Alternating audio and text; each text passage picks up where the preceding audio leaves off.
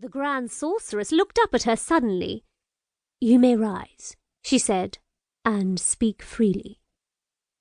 "Thank you," Cass said. She wondered absently what the Grand Sorceress made of her. At 25, she was the youngest Inquisitor on active duty, and certainly the prettiest, with long blonde hair that framed a heart-shaped face. The Grand Sorceress wouldn't have hidden her face, Cass was sure, if there hadn't been a good reason to hide. But why? Even the Inquisition didn't know why the Grand Sorceress chose to wear the veil. "You swore your oaths to the Grand Sorcerer," Lightspinner said. "Did you not?" "Yes," Cass said, "I did." She frowned at the question. Lightspinner, the Grand Sorceress, knew she'd sworn the Inquisitor oaths. Cass couldn't have entered the Watchtower without having sworn the oaths and bound herself to their service, and as Grand Sorceress, Lightspinner was entitled to her obedience. Cass could no more have disobeyed a direct order from the Grand Sorceress than she could have chosen to ignore a magic-abusing fool in the streets.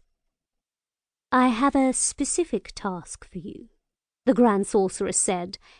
"It will require you to be released from your oaths, should you accept." Cass blinked, genuinely shocked. The Inquisitors were all powerful magicians and very well trained. Their oaths kept them from being anything more than the Grand Sorcerer's enforcers, rather than joining other magicians in the endless battle for supremacy.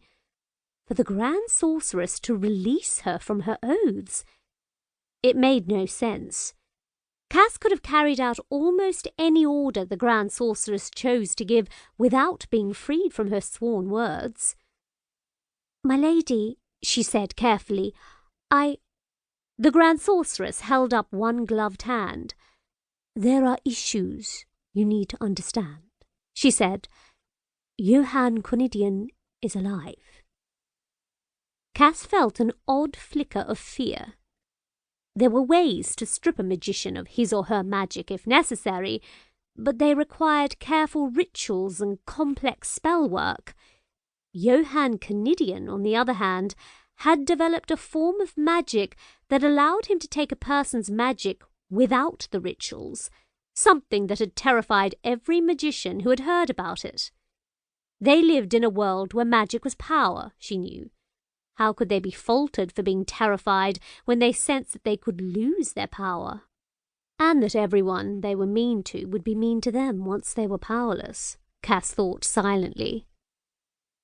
"I am sending him and Elaine, the head librarian, out of the city," Lightspinner continued. "They will not be able to attend the conference." She gave an odd little chuckle. "But instead, they will be carrying out a mission for me. You will accompany them and provide what assistance you can." "But not as an Inquisitor," Cass said slowly. "No," Lightspinner agreed. "You will go as an independent magician." Cass considered it reluctantly. The Inquisitors were among the most capable magicians in the world, and she'd worked hard to join their ranks. It had been far from easy, not when the senior Inquisitors had taken great pride in pushing the younger volunteers to breaking point, hoping to force out anyone who could break before it was too late. And it was always harder for a woman. She'd survived somehow and gained her robe and staff.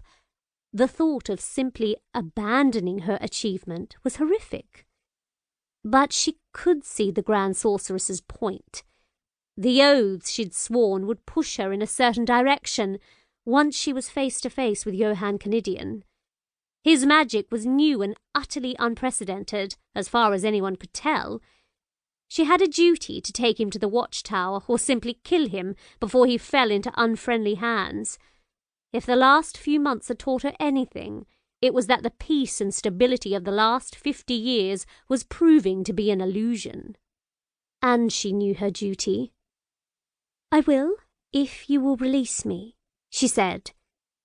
She hesitated, then took the skull ring off her finger and dropped it into her pocket.